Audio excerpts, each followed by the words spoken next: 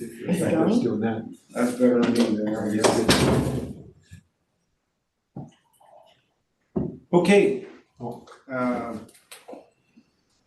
This is April 30th, and I'd like to open the Watershed committee meeting. And who do I get to turn it over to right now? Well, are we good to go, Melissa? We are good to go. So, I mean, I'll just- Maybe let everybody know who everybody is. Yeah, a little introduction, sure. Yeah. I'll go first. John Perkins, General Manager. Ron Rainey, TUD Board Director. Blue Jacobs, Director. I'm Jim Lynch with HDR Engineering, consultant helping on FERC related matters. Eric Hall, Operations Director. Melissa McMullen, Executive Secretary. Johnny Diaz, Engineering. Eric Johnson, District Engineer. It's all of us. So, great. So I asked to have this water committee meeting some time ago. This item came up in the claim summary. Director Ringen had some questions. It had dawned on me that Director Ringen and the rest of the board maybe not was completely in the know about all that was going on with the Columbia Hydro project. And so it's a good opportunity, I think, for Director Jacobs, who's new to the district, to maybe learn a little bit about the history of that. So basically, you know, we're kind of up against a time frame where FERC wants us to go one direction or another rather than just staying as stagnant as we have been for years and years and years. And so staff's opinion is that we should surrender the license, but I felt like I needed to get this to at least to the committee, and we'll see where it goes from there.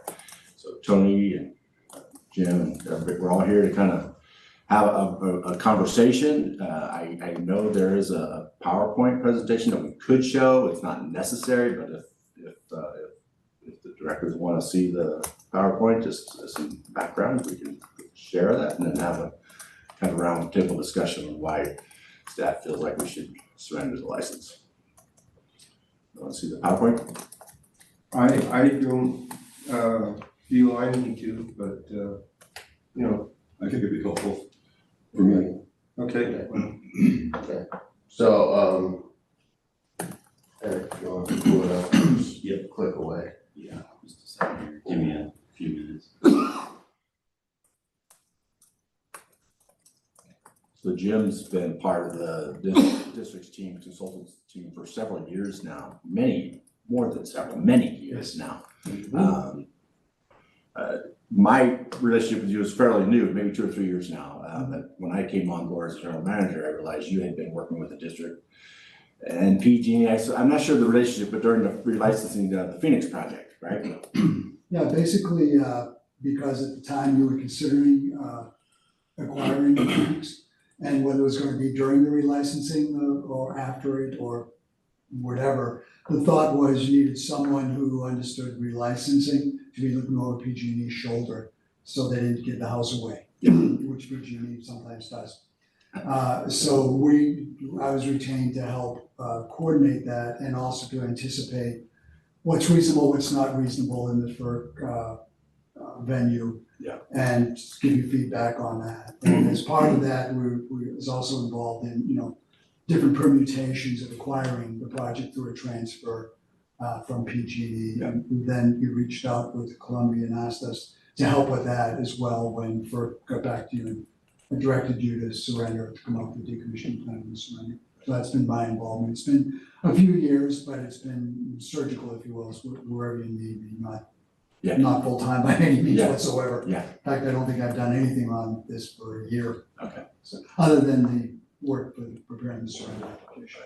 This is where Eric Hall has been able to work with you or get information from you as we move into the PG&E. Yes.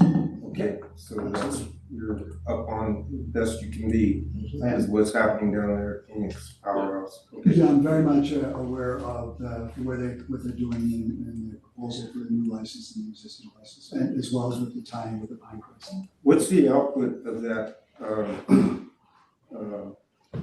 Phoenix Powerhouse? I don't recall. Yeah, 1.5 mega. Probably those 2 point. I think it was a little bit higher than that. It's what's small. that? It's small. Small. Yeah, well, yeah, that's good in a way. You know what it is? Yeah, well, I mean, it's, I forget what the cutoff point is, but that makes it be green energy. Well, it's renewable, yeah. It depends upon always what you can get for a contractor. I think the cutoff is like 20. 20 megabytes, I mean, megawatts, yeah. But yeah, it would definitely qualify, but again, it depends upon what type of contract you get for the power source. Yeah. Still though, that's, could be real positive in the future for TUD. Good, you always have to always have to weigh the cost of the license implementation, the equipment maintenance and all that against the cost of the power. Be sure it's good business decision. Okay. You guys do. Hopefully we'll be talking about that in the next few months. Yeah. Exactly. If they do open up the transfer again, I would say that I think there's a strategy to get rid of a lot of the license conditions very reasonably, but you do need to consider that and make a decision on pulling the trigger or not pulling the trigger on relatively soon. Yeah. Can't let it sit too long. Gotcha. We'll be calling when they call us. There'll be a short discussion. All right, Once good. you have. Jim, would it be possible to get like a quick thumbnail of your background and your Sure. affiliation with TUD? Sure, so I've been, I've been involved in hydroelectric relicensing, so I'm a fisheries biologist by training. Fisheries? Fisheries biologist, but I've been doing FERC-related regulatory matters for about 40 years, and the last 35 of those in California. And I'm involved as a project manager primarily in FERC-related relicensings. I've done about 25 to 30 of them in California. Around here, I'm involved right now. Well, I was the project manager for the consultant team for the Spring Gap Stand and Tri-Dam relicensings way back when. And also I'm working for NID. I work for PG&E because they've got a lot of hydro relicensings different places. Also for Don Pedro and TID and Amos Irrigation District and DWR and others. So I've been doing this for a long time in FERC-related matters. Usually I'm involved with agencies and a lot with the Forest Service because so many of these projects are on Forest Service land, GLO land. Sure. Fortunately, you don't have to deal with anadromous fish, so that's a simplicity for you. So that's what I've been doing. In terms of with this group, I was approached when Tom Johnson, we were working with Tom on the potential transfer of the Phoenix project to TUD. And I'd worked with Tom on YCWA and on a few other projects, and he suggested that he bring me in to assist with FERC specific matters. And that was probably 4 years ago. So I sat in on a lot of the meetings with PG&E and helped draft letters commenting back on what PG&E was doing in the relicensing and all the FERC stuff. Yeah, great. Okay. You want control or you want? You know what, this mouse is, I think battery's dead. I'm happy to control, but I'm not sure who wants to go through the slides. I can go through the slides if you want, I can control it. You got it. Yeah, that way There you go. takes away the next slide comments. Yes, thank you, Tony. Annoying, but hey. Much better. So here's the agenda. We did our welcoming, introduction to the project description, project details, facilities license, facility status, and then we'll review some questions. So, Glenn, so that you are kind of familiar with how a hydro system works, we have an inlet structure at the top. For our case, it would be the San Diego Divide. Columbia did, Or San Diego Columbia Divide, Divide. yeah. That's our inlet box, takes all the water down the pipeline and then sends it off the cliff down into the hydro system, as you can see there. So there's no real forebay unless we just San Diego box, that's about it. Excuse me, the San Diego Divide is the pond in front of Columbia San College. Diego Divide is. It's where the Columbia ditch comes down and it hits the divide box where it goes down the San Diego ditch Okay, and then finishes going down the Columbia ditch into the Matlow Reservoir. So there's several, I guess, ins and outs too. Yeah. So you can see here, on the far right, we have the Phoenix powerhouse. was that Phoenix Power? No, it should be, yeah, it is The Phoenix Columbia Power. Ditch. The Columbia Ditch at the Phoenix Powerhouse. So then water travels down the Columbia Ditch, and this is all coming from Pinecrest, down Lyons, Main Canal. Then we take the water at the Phoenix Powerhouse, down the upper Columbia, and then it goes down into the San Diego Divide Box. Goes into the pipe there. I believe it's a 20-inch pipe. Then it runs all the way down towards New Maloney's, and it'll go into the penstock, shoot down into, or it goes in, no, it doesn't go into the tank, right? That's only out. So it drops down into the turbine and then gets expelled into New Maloney's. So it was constructed in 1993 by Sonora Mining Company, and TUD took possession of that in 95 with the terms of 30 years for the license. And we're coming up on that, so that's why we're having this conversation now. When is it up? It'll be up in 2025. Okay, what part of 2025, do you know? I believe it was August 1st. But the decision point was 5 years ago. Yes. So back in 19, we got a letter saying, hey, what are you guys gonna do with this? So, Where, 2019? I think it was Why are we just hearing about this now? the whole process? Yeah, And the it was, FERC license is coming up. yeah, so I don't know if We Eric. floated around Yes, with different general managers Yeah. and different people, and, there was never a real decision point, by anybody to know what to do, so. We got inspected a couple of times, maybe just once with me, and, they were just, I don't have another way to describe it, they were kind of putting the screws to us, you guys decide what you want to do here. What are you gonna do with this hydro generation? And, then for me, the big history lesson, well, what has it done? What do we need to get it done? And, and then, turn over, and time has passed, and, we're at we internally made a decision months ago, a year ago maybe, that we need to surrender this license.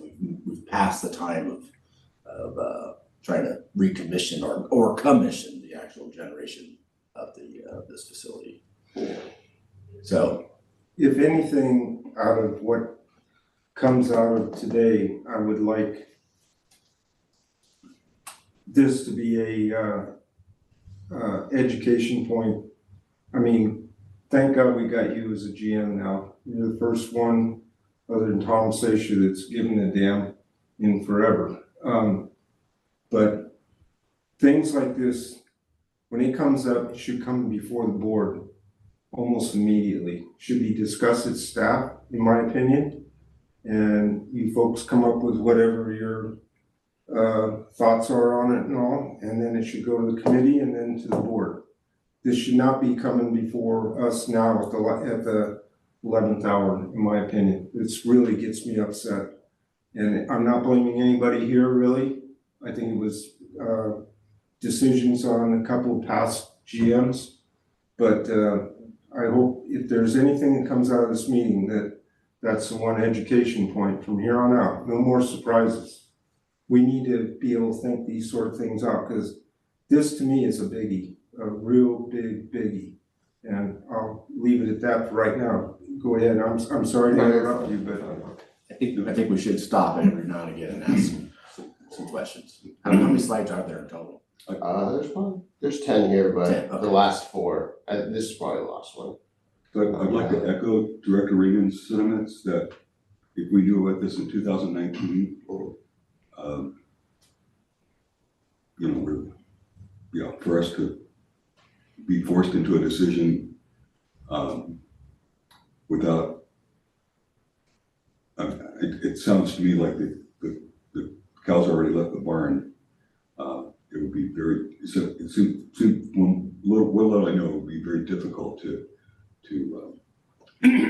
reel it back in. So that is The point's taken for sure, and we for a while now have been doing a pretty good job bringing things to committee, and that's why it's here today. I recognize the fact that this didn't go to committee back then.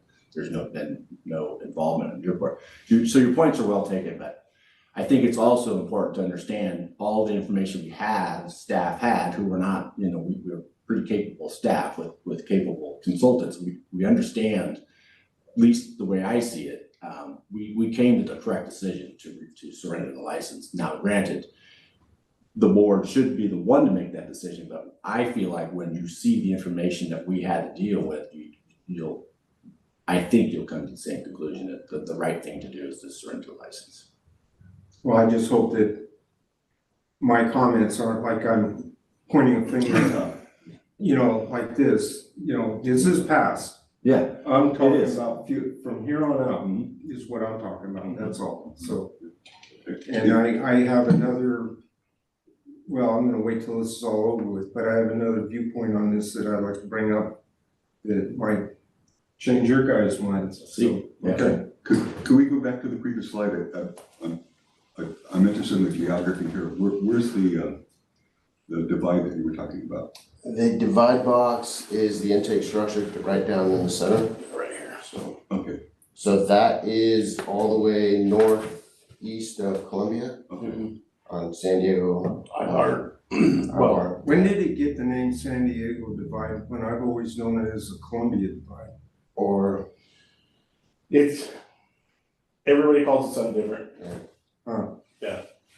so, one thing, on our maps, we have it at the San Diego top. Okay, So okay.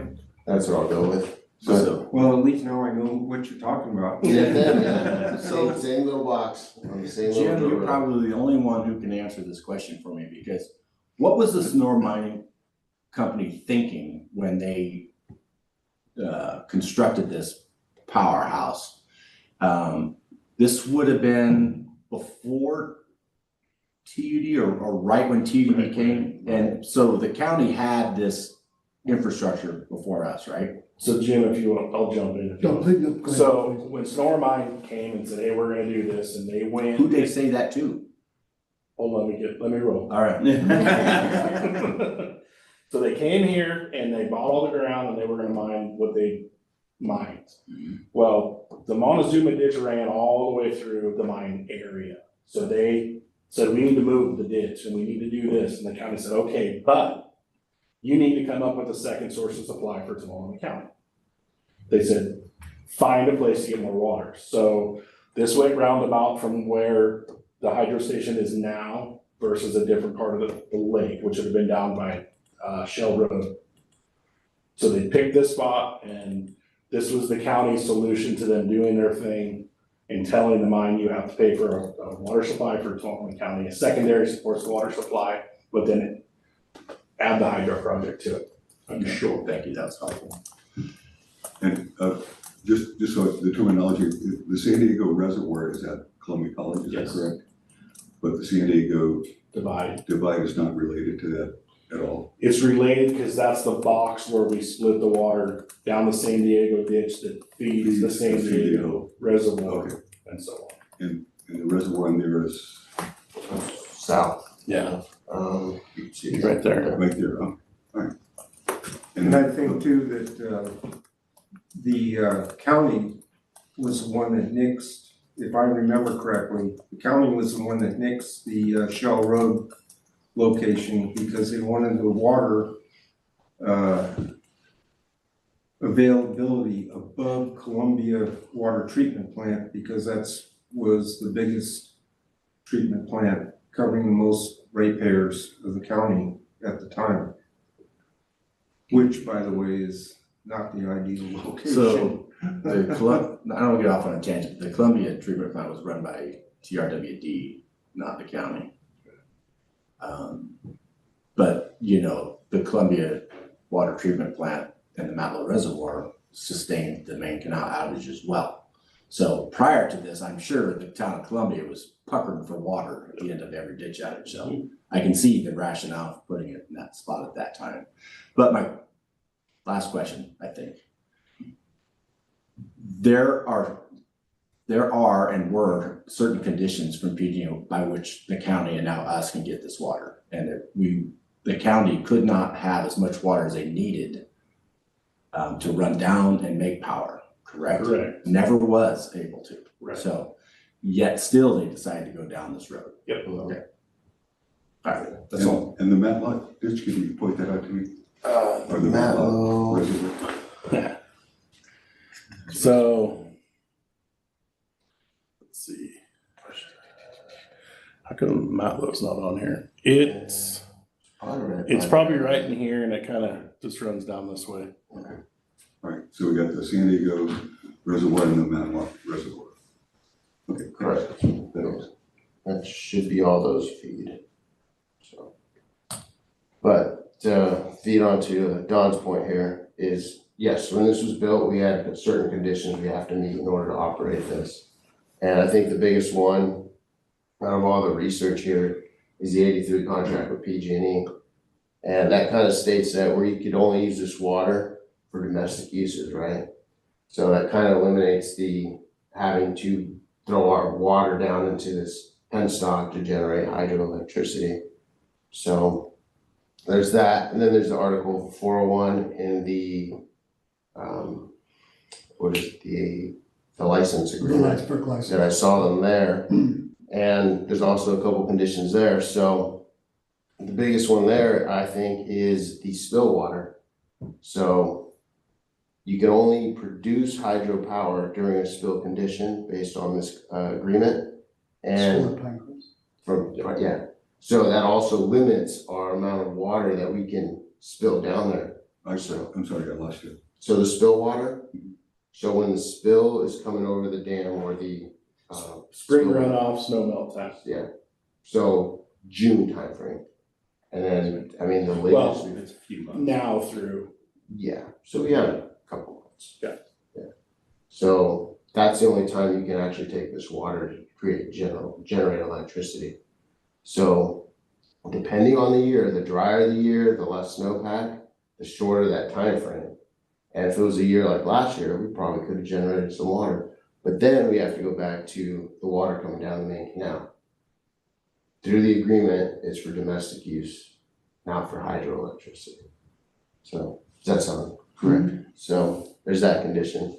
So since this project was created, it has never been used, never gone into operation. And now that we are going through this relicensing, FERC has some stipulations for us to have to take care of before getting it relicensed, and that's upgrading the facility. So Jim, if you want to take it off. Not quite. Okay. So when FERC has a hydro project like yours, they issue a license initially for a certain time frame. They can do it for 30 to 50 years. They did your initial license for 30 years. They require for a project like this that you file with FERC 5 years before the license term expires, a notice of intent saying you're going to relicense the project. They want to know that. If you miss that filing, FERC assumes you're not going to relicense the project. You miss that filing. You had sent letters to FERC prior because you had never completed construction of the works. FERC also requires if you have a hydro project, you maintain it in good working condition. So you were periodically sending letters to FERC saying, we haven't completed construction yet, we haven't for 30 years. And so when it came down to it, you sent the last letter to FERC was, we're not going to do this and we're not going to relicense the project. And then you didn't file the NOI, which gave up your right. What FERC does when someone does that is they implement what they call an orphaned project. They put a notice out to everybody and say, the licensing for this project isn't going to relicense it. Does anybody else want it? Does anybody else want to license it? No one stepped forward. So FERC came back to you and said, since you're not going to relicense it and nobody else wants it, you need to surrender the license. To surrender the license, you have to issue a decommissioning plan which says, what are you going to do with the facilities that are in place? And if you're on federal lands, you need to restore the lands to the satisfaction of the Federal Land Management Agency, which you work out with them. I mean, it's not a slam dunk one way or the other. But that's where you are right now. So FERC came back a year and a half ago, 2 years ago, and said, since no one else wants this, give us a plan on how you're going to surrender the license. When are we gonna see stuff from you? That's where we got involved. You came to us and said, can you help us responding to FERC and implementing the plan? Decommissioning plan usually, a surrender license usually entails, here's what we're gonna do with the facility. It's called a decommissioning plan, which in your case, since we're retaining everything, at least that's the thought right now, we're not doing much, so it's a very short decommissioning plan. And then you have to describe also any environmental consequences. So that's what we drafted. We told FERC that we'd have a draft of the surrender application for agency review in June. That's my recollection. We were told when you revisited this, do we want to keep it or not keep it, to put that on hold, so we have. But we're like 90% complete to get a draft out if we need to. What FERC has done on other relicensings, I don't want you, the door closed on one thing. It's very true, FERC's regulations closed it. FERC's been, since nobody else wanted it, if you decided you wanted to retain the project, things have gotten messy in California if you followed Potter Valley or DeSalvo Centerville or any of PG&E's projects, and FERC's cut a lot of corners. So if we went back to FERC and said, we changed our mind. Now we want a license for this. FERC would, number one, it's their discretion. They could say yes, they could say no. But I think they would probably say yes, because they like generation. They're not in the habit of, they don't like it when you take generation out. So FERC would probably say yes, if you decided to do that. And then you would need to prepare a license application for it and submit that to FERC. FERC would probably say, give us a schedule, how to do that, what you're gonna do and all that, if you decided. So I don't want you to feel like the door is slammed shut, the door is creaking closed, but there may be, if you decide you want to. And that's, again, a business decision for you. One thing I do think FERC would say, since you got a license 30 years ago, and you never constructed the project in 30 years, and if you went back to them now and say, I'd like a license, they'd probably go, and you're really gonna build this or not? You did it for 30 years, what's changed? So they probably, is just taking up where you ended up, they'd probably say, put the facilities back in complete construction, so you can actually generate power, which you haven't done. So that's a cost right there. And then the other side of the equation, having done this a lot, is how much power do you think you can generate, and who can you sell it to at what price? Those are questions that to make an informed decision, you'd want to know what's the cost and what's the benefit. So what is the cost to relinquish the FERC license? Well, the plan we've got right now is we're retaining everything in place. The environmental document is very brief because we're saying that you're going to maintain it. And the reason we're saying that is because periodically you use this system to pump water from New Maloney's up into your water delivery system. So we're retaining it for that purposes. So the only thing we're saying with regards to the powerhouse, since that's where the pumps are, we're retaining that. And the only thing we're really doing is not ever using the generation. And we're saying that we're going to retain that, and the TUD will dispose of that equipment at your discretion in the future. I mean, you can sell it, whatever you decide, and FERC will be fine with that. But everything else we're retaining. The issues FERC has is, since they've got a federal license on from Columbia Ditch all the way down to the New Maloney's, there's certain federal lands. And under your license, FERC gives you the right to use federal lands. So their concern is, when I go away, if you're on federal lands, do you have a right to use those lands? I can't just vacate and leave a vacuum. So they want to know if you have a right to use the BLM lands, which is what Tony is researching, those easements right now. And that's all, I think that's all FERC will want to know. So I think this is relatively simple.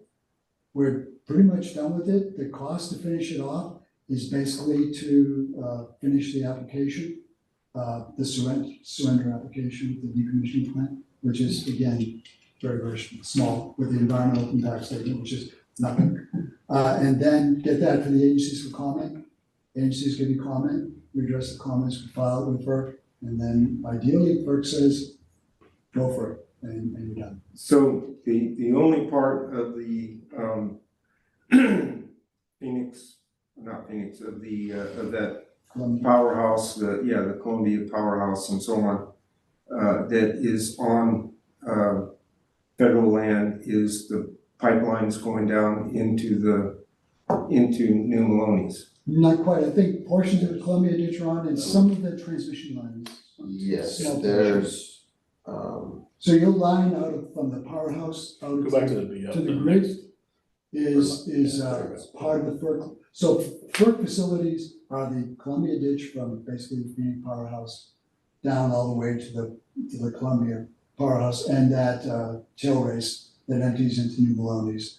And then All that's on federal? No, that's part of your FERC, that's what FERC licensed facilities are. Oh, That's it's part like of the an project. easement from the center of the pipeline. Yeah. okay. And That's all it then is. the line that comes out of the powerhouse up to the grid is also part of the project.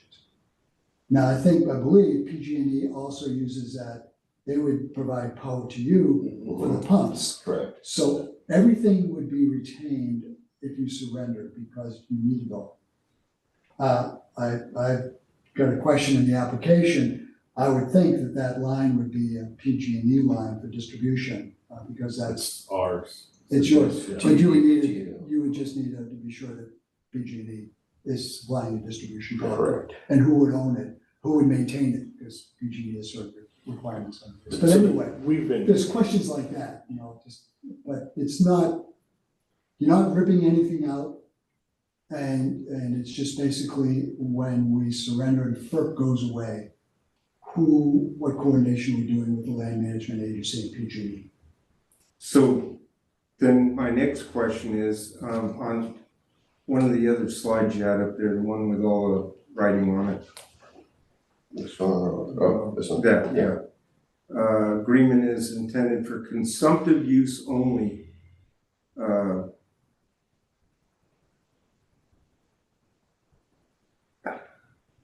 I thought it says it is intended for consumptive use only, domestic irrigation, industrial manufacturing and others.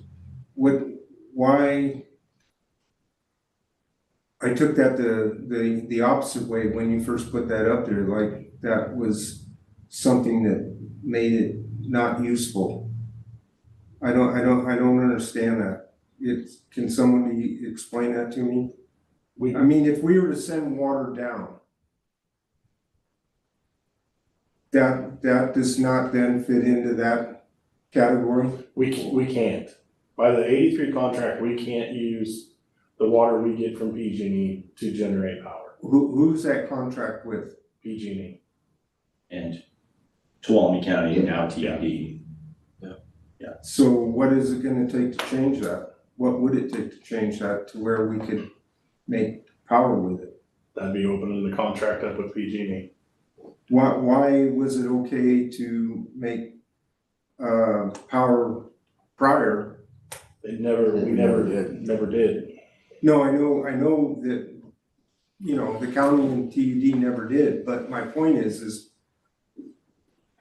That's what I said in the very beginning. Everybody knew full well that the contract didn't allow you to make power, but yet they still went ahead and built the powerhouse. I can't, for the life of me, understand what the rationale was, other than maybe counties, huh? no kidding. Well, we got a lot of messes to clean up, just another one. But the only thing I can think of is at the time, power was more lucrative. Power, right, in the 80s, power was more lucrative. The county knew that they someday wanted to buy PG and get out from underneath that contract, and then maybe they could send some water down there at their leisure and do what we want to do. But 40 years later, power's not worth a darn, and we still have the restrictions. I don't know where it's not worth a darn. Well, it's just not lucrative is what I'm getting at. So what would it take to change that 83 agreement now so that we could generate power? So PG&E holds the water rights? Correct. So PG&E would have to modify its water rights to allow power generation at a place of use at the Columbia powerhouse. for up to 4 CFS. Now, that's the water rights that we PG, the hope no, to you said obtain. right now, under the Phoenix, you hope to retain it, but right now, PG&E owns it. That's right. So PG&E would need to modify, they'd have to go to the state board and modify their water rights, which wouldn't be a big deal. Other than that you got, I would say that if we stay under the water quality certification that you got way back then, which they'd probably stay under, then that wouldn't be a big deal. It's actually, it's just an administrative process. So it wouldn't be a If big deal. PG&E is willing to do it. Yeah, doesn't sound like it. I don't Okay, think it'd be so, a big deal, okay. but it's dealing with PG&E, so it's a big deal. So when we do the PG acquisition, will that change this contract? Yeah, you have those water rights. We'll have the water rights, so we don't have to answer to them. You still have to change the place of use for power generation, because that's through the state use that water. But you said that shouldn't be a big It's deal. administrative, it's my experience. Okay. So, can anyone speculate as to why we did power generation when the right to do it wasn't there? That's like Don was saying, this is back when the county owned it all. Don't go down that rabbit hole. Yeah. No speculation. Well, I say it again. The only reason it makes some sense to me is even way back then, the county was in pursuit of these senior water rights and these assets from PG&E. I'm assuming some smart person at the county, if they had one, said, well, you know, someday we'll own it and then we can do this work that we need to do to actually get water from the canal and make power. Those days, again, those days, the profits on power was much greater than it is today, right? What percent is the potential power generation of this project versus Phoenix, which Phoenix is tiny? Well, This is even smaller. I know, but what, give me a Well, percentage. let's walk through, well, percent wise, just on capacity. What did you say? I thought Phoenix was 2, you said 2.6. It's 2.6. And this is 350 kilowatt? It's also, Phoenix runs all the time. Yes. This would only That's the run next- when you have That's access kind of water. what I'm getting at. I'm That's trying what to we- drive. Keep in yeah, mind, when you have 7%. access water, the cost of power on the grid is less, because Yes. everybody has access water. Right. Yeah, Everybody's expensive. so let's walk through this real quick. Let's imagine that PG&E comes back to the table and we are the holder of those water rights. And as Jim described, you know, we're now have to amend the permit to put the place of hydro generation. If you at decide this- to do this. If we decided to do this. So then, but we own the Phoenix powerhouse too. So Eric, I know you're reading right now, but I need your help. So let's say during a spill period when water is bountiful and we're running water down the main canal, which is now ours, we want to maximize generation at Phoenix. It's a more efficient, larger facility. We're going to generate more profit on it. How much water is in excess? Like if you maxed out the main canal and you ran 32 CFS through Phoenix, there's only so much, and we have Sierra Pines up there. There's only a little bit of water left, I believe, because you gotta satisfy the Columbia water treatment plant. And that ditch, the Columbia ditch that you see there only has capacity for 3-4 CFS. What is it? Is it more? It's 8 at the head, and it drops as you go down. Okay, so how much water do you think in those months of spill only? So we're talking 3-4 months maybe. So, I mean, now with our demand and what PG&E runs Phoenix at, you know, we're running 25 to 28 CFS down the main canal. And Phoenix would take all that. Phoenix only can, I believe it only can take like 22 CFS as a max. Okay. Through the powerhouse, through the Pelton. Okay, so if we, sorry, go ahead. No, well, I don't want you to lose your thought, because Go ahead. I appreciate what you're saying. Once again, who is it that's telling us that we can only make power during spill? Who is that? That's in your current license. If you were to develop a new license for the project, that could go away, Yes, if you wanted to. So you could, that's not a hard and fast rule. And if you were to own Phoenix and all this, I mean, it's basically, how do you want to run it is what it comes down to. I'm not sure on the generation is more in Phoenix than here. And I don't know, but there's a lot of head on this system. Yeah, Phoenix doesn't have a true, lot of true. head on it. Okay, So 4CFS through Phoenix yeah. might generate a lot less power than 4CFS. There's a lot of head on Phoenix though, too, but There's a yeah, lot of head, but there's, this one's more, yeah. yeah, so I'm just saying, Yeah. and if you were to, you're gonna have to complete the turbine generator of this one if it's not complete. Right. So it'd be a relatively new unit compared to Phoenix. Yeah. So I'm just not sure you can say. No, yeah. I wouldn't no, thank even, you. yeah, you're not getting 4CFS through the orifice that's there now. Mhm. It's very, very small. And even if we did say 4CFS, let's just say we maximize production. 4CFS is like 8 acre feet a day, right? And let's say we could run it for 3 months flat out, because I don't think we could run it all year round just because we don't have excess water all the time. So 8 acre feet a day, 240 acre feet a month, and let's just say 750 acre feet a year. Just call it 1,000. What, Jim, you know much better, but like Phoenix was, we thought with Rex and stuff, with all these other things was like $60 or $90 an acre foot. I don't, is there a kind of a range you could give us on? There probably is, I wouldn't be able to quote it. Okay, all right. Well, anyway, if it was 1,000 acre feet. Just assume it's the same. Okay, let's assume it's 60, well, that's $60,000 a year. Of 1,000 acre feet a year, it's $60, is, you know, I mean, I'm trying to just Yeah, I think. paint a picture. So it's not a lot of money, but you're right, it's higher head. Whereas Phoenix in an entire year is closer to $800,000.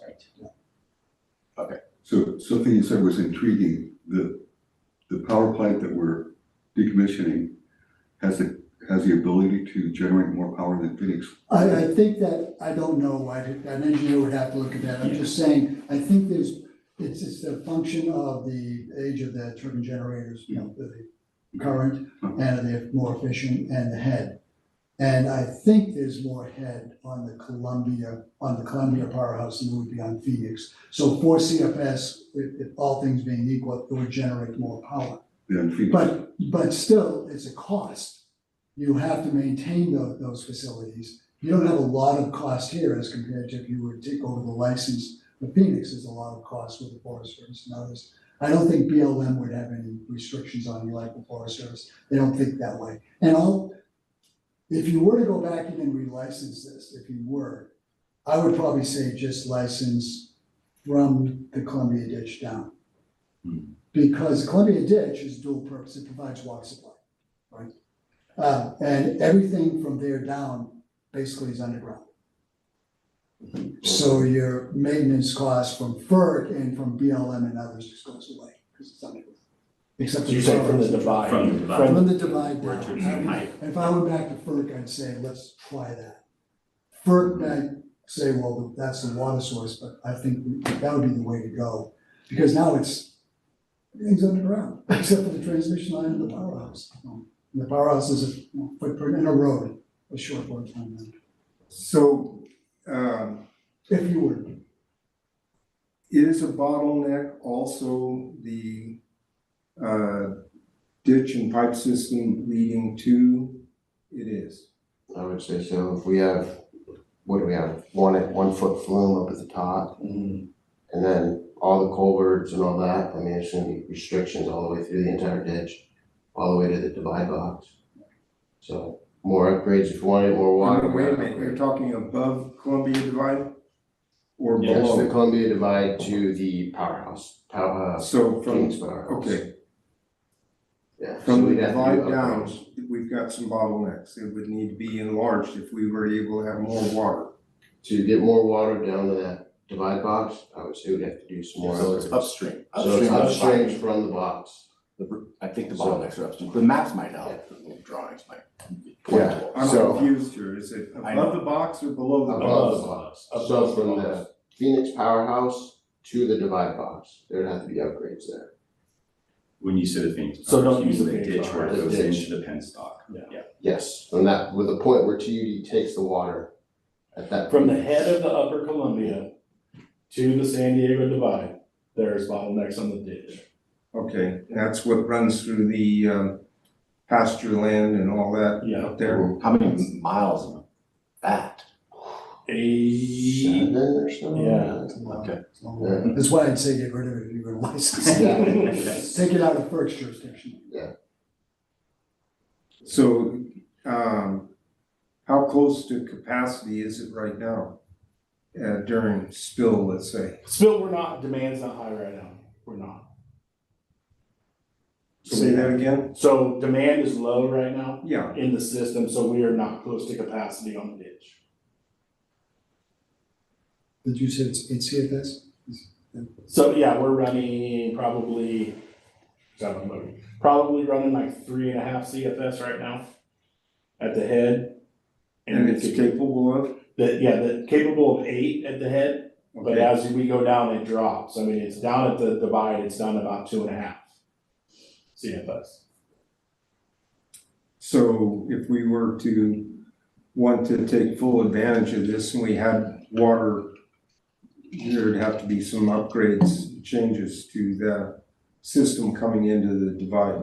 Yes. Now, what about from the divide down to the powerhouse? Is that? It's all in pipe, it's. I know, but is that too small or?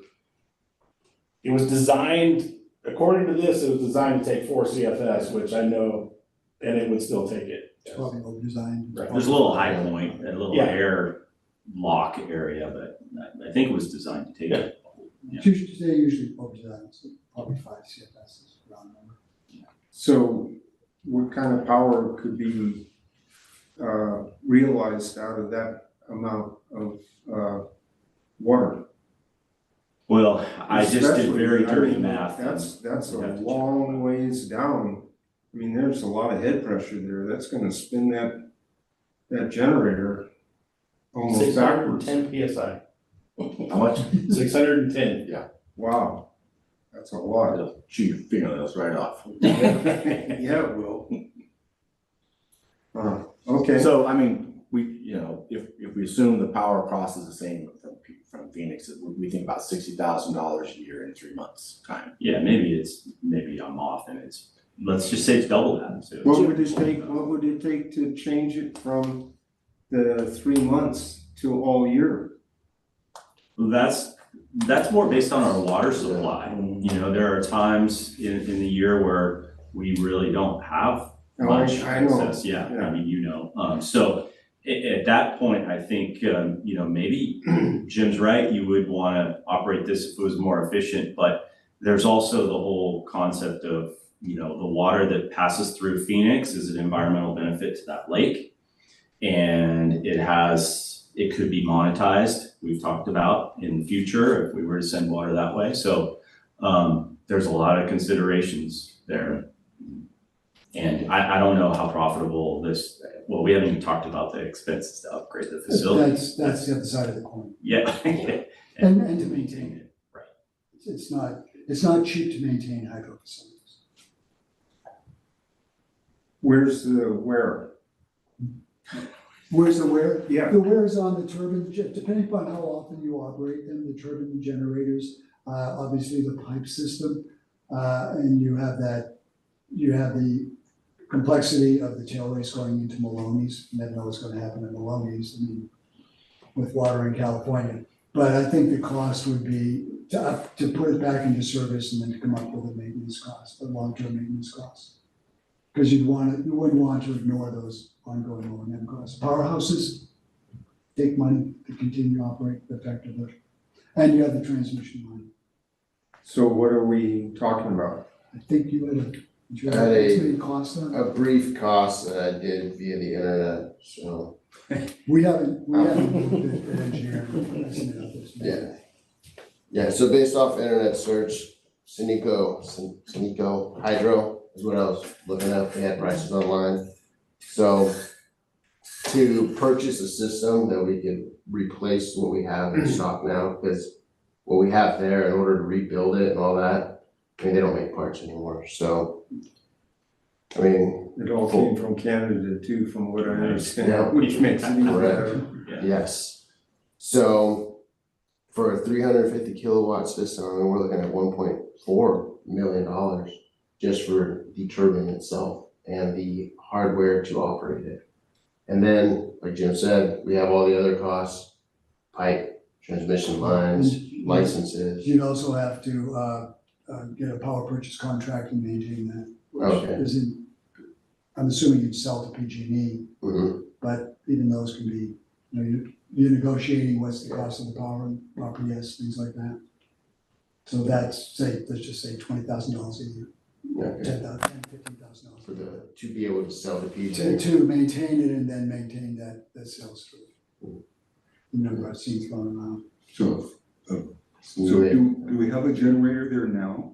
There is a generator there now, but it doesn't operate. It doesn't It's in- So we'd have to Not operating. scratch it and buy a new one. So we'd have to, scratch it, throw it out, put in a new one, reconfigure the piping if needed. So that's another added cost, so. I thought in 2012 that thing was operable. It's not. Really? Yeah, I was here, it was not. I It was was I not? was running the thing and it was not. It's amazing how many tales were told back in the Oh, day. yeah, oh, yeah, yeah. So I'm a little confused. So, I mean, if it hasn't been used, why is it has to be replaced? I don't understand. Well, if we were to get a license again, put everything back in order, then we'd have to replace. We'd have to get a new system put in. You never had an operating system that was complete anytime. So they, You never had a complete turbine generator system that's ready to turn on at any time. So what you've got there now is 80%, 50% that's really old. And from, it used different units. I mean, it was from Canada. I mean, I don't even know. Hodgepodge together kind of thing. I'm not sure if I it's. know even- Leonard went through hell with the electrical service out there trying to get that to Yeah, operate. So I'd assume the 1.2 million is on the low side. These costs are always on the low side the first time you look at them. Yes. What would it cost, or would it even be possible to try and, if we let this go, what would it take, or would it even be possible to get a new FERC license for a new generation system there at that Columbia pump station? Well, that's what I was saying, if you decided to, you let this license go, I mean, FERC may say, okay, we'll go back into it, they may not. But you could, since nobody wants this and it's yours, you could license it at any time in the future, if and when you decide to do something. You could, the system is there, it's just a question of putting a turbine generator on it at the appropriate time. So you could go in and approach FERC for a license. We could do it now in lieu of surrender, but I don't know if FERC will buy that. Or you could do it 5 years from now, or 10 years from now, or if you get the Phoenix project, you could consider that as part of it. Evaluate it at that time, what the cost would be and whether you want to operate it and license it. You could, and then I would suggest you have an owner's engineer do an estimate, the cost, and take a look at things like upgrading the Columbia ditch, all that, and see what your total cost then is, and with an owner's engineer's estimate on it, not just off the internet. But I guess what I'm saying is, the avenue to relicense it, to just keep it going, that's closed unless FERC opens the door again. And I don't think, it doesn't sound like you're quite ready to open the door again, but we could approach FERC with that. In lieu of that, you could surrender it, and you could go back in for a license and reapply to FERC anytime you want. So this is not the end of the end, it's the end of, for This right now, license, correct. this license. but we can always come back and Yes. get a new license and, Could apply for one, yes. right. Chances are you would get it. That's what I wanted to find out is, were we slamming the door on our face on this thing? And it sounds like maybe for right now, this might be the best way to go, as much as I don't like it. But if we have the possibility, a really good, reasonable possibility of being able to go get it again in the future, that we will be successful in doing so. I'd give it at least an 85-90% chance. If you went back to FERC with a new license, you'd get it quickly. Okay. I would say if you get Phoenix, I'd look at options. I'd still look at this as a potential conduit exemption. I think how to swing that, but saves you a lot of money, time, and cost in the long run. I think the fear right now is if we go back to FERC now and say, we changed our mind, we'd like to keep it. FERC turns around and says, great, put it all back in service and let me know when you've got it in service. Right. Now you've got a cash commitment now, and cash flow's Not. critical. Okay, well, Not I'll tell you why I'm interested in this in a minute, but first I want to see if you've got more to go on your PowerPoint, or whether we've got to the meat of this thing or what. Yep. All right, so, you ready for it? Go for it. You already know about this, because you and I discussed this way back when, maybe 2012, 13, I don't know. It's probably better than mine. And I think the picture that I want you to see is probably on that computer unless you've eliminated it, because you asked me for the picture. And you asked me if you could take a copy of the picture that I had. So, everybody hang on, please, I'm not whacked out, and you think I am, but I'm not. First of all, we got Governor Nuisance at the helm. He wants electric vehicles everywhere. Mhm.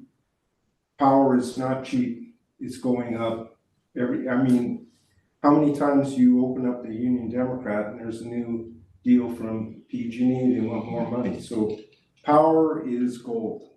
Not quite as gold as water, but it's gold. We have a signed agreement that we have never, once again, whoever was in charge of the county back when, they all should be run out and shot. I don't know what they use for brains, but it must have leaked out their ears. We have a signed agreement with Tri-County for overage water out of Beardsley. When it spills, that water is TUD's. It was the county's, but now TUD has it. TRWDs. Yeah. Okay, whatever, we have it now. We have it now. Okay, so there is, and it's a huge amount of water when it comes to spill. It's huge. I mean, we're talking a lot of acre feet. More than we can store. Yes. Way more, way more. And when that's spilling, everything over here is spilling, so everybody's always said, well, what do we need it for? Well, water's gold, like I said. Gary Yeager, past district engineer and GM for TUD, did some research on this and actually did some boots on the ground looking. There is a tunnel that was dug by the miners through the mountain to the east. We could take that water, our water, and there's a valve at the bottom of the Beardsley Dam, a valve that we own, TUD owns. I don't know what condition it's in, it's never been exercised, it's probably filled with silt, God knows. Go ahead, what were you gonna say? So the valve, it's not a valve, there's a porthole for us from the penstock from Donnell's to Beardsley. And it's not a valve, it's a big, it's a 7-foot bulkhead line flange. Oh, yeah. Basically, it's there. Well, he has a picture of whatever it is, cause I gave it to you. Yeah, and we do, I can The look for it, newspaper but clipping? Huh? The newspaper clipping? No, I've got that too, but no. I wouldn't know where. All right, so at any rate, whatever it is, I mean, this is not a nickel 298 project. I mean, it's gonna cost money, but think of these possibilities. We pull water out of that valve, or whatever you wanna call it, and we run it through that tunnel, and we get it back into our system. Couple of things. One is we can generate power when it comes out of that tunnel, because it's long. How those miners ever did that and both hit in the middle, because they started either end and worked, somehow they hit. So we can we can generate power, which may offset whatever it takes to get it into the tunnel, and maybe more. There might be, if we do a LiDAR of the area, we may be able to find a spot that we could put in a reservoir on Forest Service land. I don't know, this is just theoretical stuff. But if we could store some of that water that we got during that spill period, generate energy with it, and then send that down through our system to the Columbia powerhouse from the Columbia Divide, and make power from it again, and measure how much we're putting back into New Maloney's, then we would be able to charge legitimately for that water that we put in there. Because we own it. We own the water from the time it got out of Beardsley or whatever you said that other dam was. So we're talking about some real money here. Will it cost some money in order to do it? Absolutely. And it's going to take some thinking and some real backbone to make it happen. But why should we throw these sort of things away like the county's been doing all these years? I mean, whoever signed that contract that we only got water out of that system during spills should have been shot. I mean, what good is it? It's no good at all, but we can make it good, maybe. What's that? Google Earth. Put up Google Earth, please. So I'm gonna show you something up there, just. I'm not refuting what you say, but everything that I've done up there, the tunnel's real short and it's. Have you been in it? Have you seen it? I have not been in it, but I have seen it's collapsed. I know that. Yes, I know exactly where it's at, but it's a very long ditch system that's parts of it are there, parts of it are not there, Right. from the porthole to the tunnel. I don't doubt that it's gonna have to be renovated entirely. Yeah. I mean, we couldn't use it the way the miners did. Right. Besides that, it's only been what? I don't know, a couple hundred years? Yeah, I think the last time it, 1863, I think is the last time it ran water. Right, but still, the basic idea It's and, there. and the excavation has been done. We have to dig it back out, tunnel it back out, line it, and, do whatever it takes to make it be right. But why would we not want to try and do this with the way electricity's going? I mean, everything you read right now is that the United States is being throttled by the fact that we do not have enough power generation in order to take care of everything that Right. we think we need to run by electricity.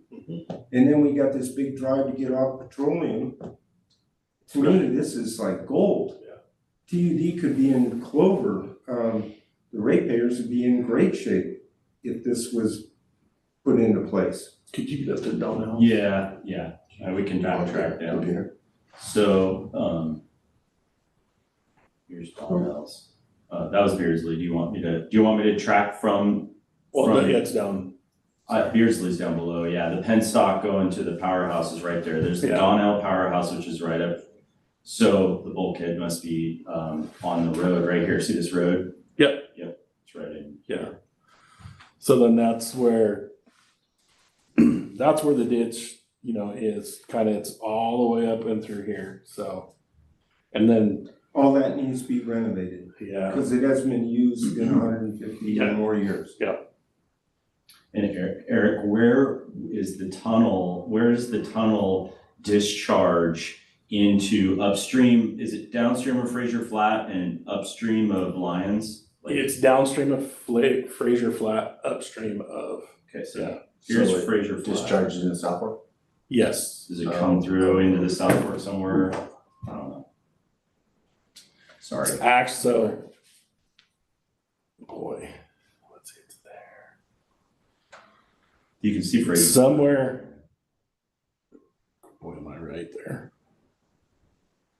Let's see. We do have a GPS point on it. It's like right in here. Okay. Yeah. And then Lyons is Yeah. downstream of that.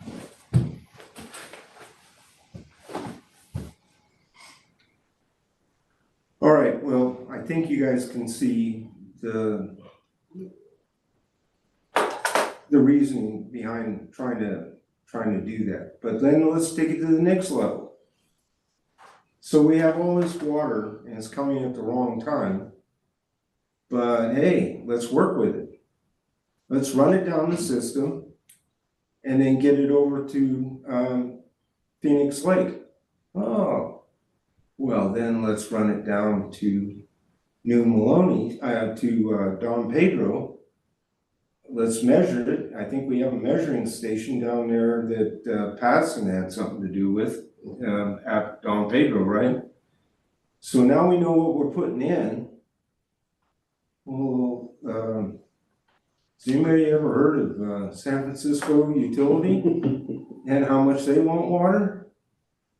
Well, I mean, we could make a lot of money off that and really save the ratepayers a ton of money on God knows what. I mean, this is, to me, like a no-brainer. It's gonna take money, it's gonna take thinking, and it's gonna take some work, but why do we wanna shut down any opportunity that we have moving into this, God knows what kind of political situation we got going on, and if the whole country's trying to go to electrical, and we're still thinking in the Stone Age, I don't see where that's gonna do any good for us at all. So maybe giving up the FERC license right now is unfortunately the right way to go, because we don't want to be spending good money after bad, put in a bunch of stuff down there at that Columbia pump station that isn't gonna fit in with our plans in the future. But how about if we look at the big picture and start planning for that? We'll let that go with a thought that we're gonna be able to get back the FERC license after we get PG&E. We are gonna get PG&E, right? I mean, Yes, there's no doubt in anybody's mind, so. yes, Okay, so we're gonna get PG&E, and at that point, everything changes. right. And that's where things like this start to really make sense in my mind. So just to clarify, so do we own the water rights for the excess water coming out of Beardsley? It's No. 1961 contract. Yeah. Yeah, we agreed not to contest Yeah. some of the water rights filings or the construction or something. Yeah. So you don't own the rights, but you have a contract for the water. Right. Agreement. Exactly. And it's with no termination. I didn't see one in there, No. but I think they kind of knew, I think they They were thought, laughing. they were like, yeah, we'll give them this concession because how are they ever gonna They get just to wanted to it? get the thing constructed. Good, at the right, time. right, yeah. They would promise you anything, So Yeah. who do we have the agreement with? It's with Trident. Trident, okay. which is Oakdale, South Sudan. And how much water are we talking about? 50,000 acre feet. It's like 400 CFS 600 or 600 CFS When it's spilling. spilling, but That's just a drop or two. I don't even know what the capacity of that tunnel is. It's not that, in the ditch system, to me, it's a main canal, it might take 50 if it was. It's not. Well, yeah, but if we're gonna go back in and renovate everything, we're gonna make sure it's, Yeah, oh yeah, I mean, we're gonna, engineer this thing so that it works Maloney's or Don Pedro and power all the way, wherever we can do it. So I don't know what everybody else thinks, maybe you think I'm whacked out, but, I don't think you're whacked up, but what I think I need from you, well, besides the decision on this FERC thing, Maloney's pump station, hydro station, but if you want to direct staff to begin to do some investigation and provide you with real documentation, information on the contract, the distance, the condition, what it's gonna take. No, not until we got PG&E. I want PG&E in our pocket. Okay. Otherwise, everything's just a waste of time. You guys don't have time to waste. No, that's for sure. So let's get the PG&E thing under our belt. And then I'll stand on you. Well, I'll be doing some homework until then, because I think I'm hopeful we're gonna see PG here in a few months. Good. I'm liking the sound of that. Me too. I do like the idea of Don Pedro. I know that TID and MID, they're looking at additional storage are. options. They are. So, and they actually have, as you said, in the city and county of San Francisco, they've got money. Yeah. So there may be a deal there with a willing buyer with money. So just for my own understanding, the water rights or the agreement that we have with the Tri-Dam, help me understand the significance of that in terms of volume of water or how it compares to other water resources that we have. Well, Pinecrest and Lions together is 18,000 acre feet, 23,000 acre feet. Pinecrest and Lions Together, it's 23,000 acre feet. Okay, We have the ability to store 60,000 acre feet. from From the Tri-Dam. Yeah. So, So we don't have a place to even put it really, so all right, so that's what, 2 or 3 times? 3 times, yeah. But if you could sell it as a water transfer, you don't need to store it. If Just you can pass it. transport it at the right time. All right, so all we have to do is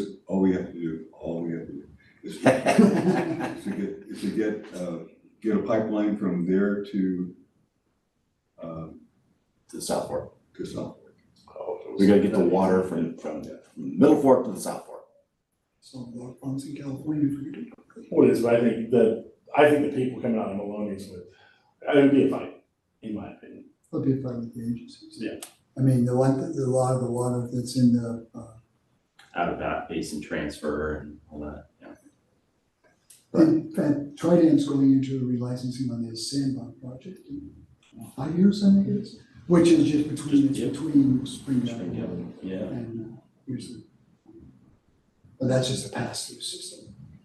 So that's gonna have a lot of visibility, is my point. Okay. All right, so just to check my understanding, we have an agreement to get what could be 2 or 3 times the amount that we currently store in Beardsley and Lions. As long as Beardsley is spelled. That's the key, as long as Beardsley is spilling, and Glenn looked at this. Glenn, who you met shortly before you retired, Glenn Nunley, who Jim's worked with a lot. Glenn tried to kind of look at, bracket historically, how long the spill period is for Beardsley. And I think he said it spills a little bit longer than Lions and Pinecrest, but It's very intermittent. it's, It's yeah, just like our system. Sure. it's not always. Right. Snow or no snow. That's huge. That's huge.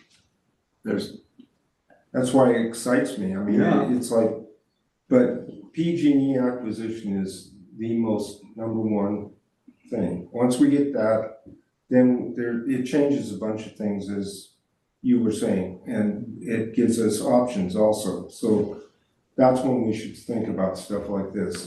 But I was worried that if we gave up the FERC license now, that we'd never get it back, but I if think we you can. got a really good chance of getting it back when you want it. And then try a conduit exemption? Could you try a conduit I exemption? would, I mean, the problem with the conduit exemption on that is you don't have a water delivery part of your system downstream, but I would argue that that's part of your system because you use it to pump water out. So it is part of your water delivery system, and that's, it'd be a sell, but if you could sell it, it's a lot of money saved. So I'd definitely try it. All right, Glenn, do you have any other questions or anything? And Just a question, and, again, unrelated, but I'm trying to understand the big picture. The straw that we have that's connected to Maloney's, where is that located, and how does that relate to what we're talking about? It's the same pipe that sends the hydro water down. It's the same pipe? Same pipe. Once it splits off, the hydro water splits off downstream, just 2 feet away from the pumps, basically. So So there's. you have a water right to pump out of Maloney's? Hey, Hey, sorry, I'm back into my questions. No, I'm just saying because in the surrender application, they're saying we want to retain this because that's what we do. So, We want it. well, we won't look any retain the deeper than that, we'll just say that's what we want to do. That's what we just did. TED uses it to exercise the pumps. There you go. I That's what. like that, that's what it says. But if you don't know, we're somewhere in the process with the Bureau to get a contract for 6,000 acre feet. New Maloney's is a very complicated system. I know, but we're not dealing with geniuses down at the Bureau. Good point, good point. Well, at least in the surrender, when They're not. I mean, they're just. we've explained this to everybody in the surrender of the agencies, and they've just gone, okay, Good enough. good enough, All yeah. right. They're not digging, they're not digging. Okay. So, if you've got everything answered, you good with recommendation from the committee going to the board to go ahead and let the FERC license go? That would be the committee's recommendation. Like, And I'd like to put a whole bunch of, if we do this, this and that, but I can't. But are you good with that? with the assurance that we have the option of. No, there's no assurance. We're not gonna get that. He's already said maybe. 80%. Well, I'd say it's a strong, very, very strong maybe, but I can't say 100%. I mean, if you were to file a license 5 years from now, it would go through the normal process. And FERC would likely grant it to you, and then you're not probability. So, You're not, by surrendering it, you're not hurting the chances at all. so it's likely we could. Very, Very likely. Okay, understanding it's very likely that we could restore it in the future if we. If you think that's gonna hang legally in the future, you're wrong. What we're doing here is we're letting the FERC license go.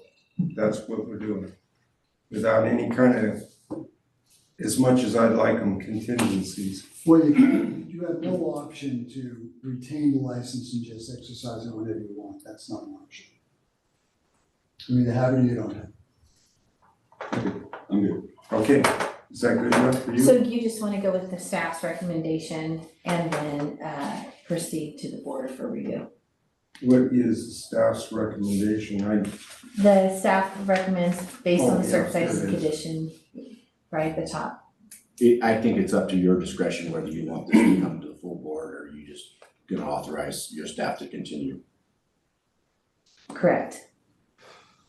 Well, if I was one of the other board members, I might be a little bit upset this got done at committee without then going to There you the board member. You answered the The question. full board. You answered the question. Good enough. It's going to the board. I guess the recommendation here is good enough. It seems like it solves what we need to do immediately anyways.